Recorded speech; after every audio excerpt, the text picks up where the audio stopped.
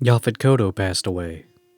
You might know him as a Sicilian cop or an engineer on an infested space freighter, maybe even as a drug-dealing voodoo villain. But do you know who he really was?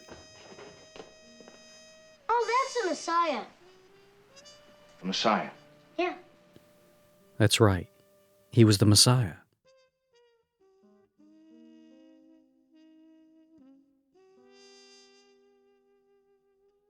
Upon Yaphet Kotto's passing, I wanted to share an appreciation for one of his lesser-known roles. Lesser, but not less special.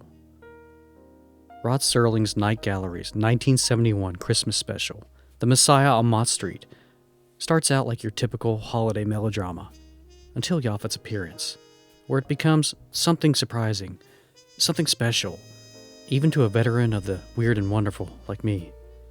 A man lies dying in bed, having used up his years of health and all of his luck, never having escaped the ghetto that traps him. As we look on at this man, in all his misery, his chief concern is for his grandson, a cheerful kid who doesn't know death when he sees it hovering above his grandfather's bed.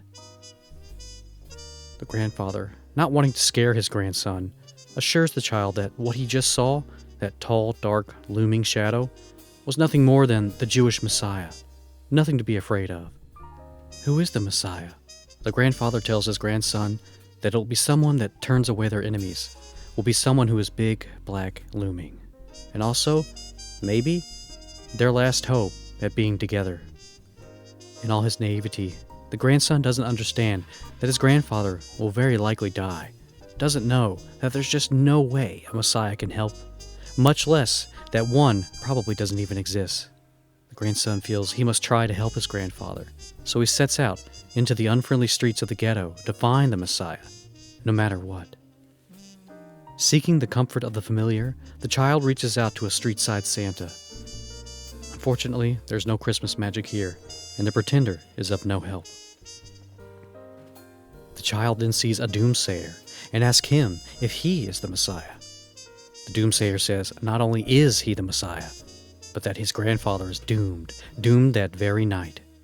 The grandson refuses to believe this, and this false Messiah begins to angrily rant and rave before being turned away by a stranger. Who is this stranger? He's big, he's black, he's looming. This must be the Messiah. He needs you. He needs the Messiah.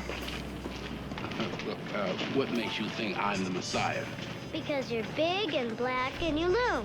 Come on, Mr. Messiah. I'll show you where we live. The boy tells him that he must come home with him so that he can help the grandfather.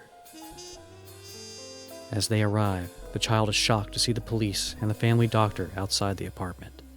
The grandfather is very close to death, and the family doctor seems convinced that nothing in medicine will save him.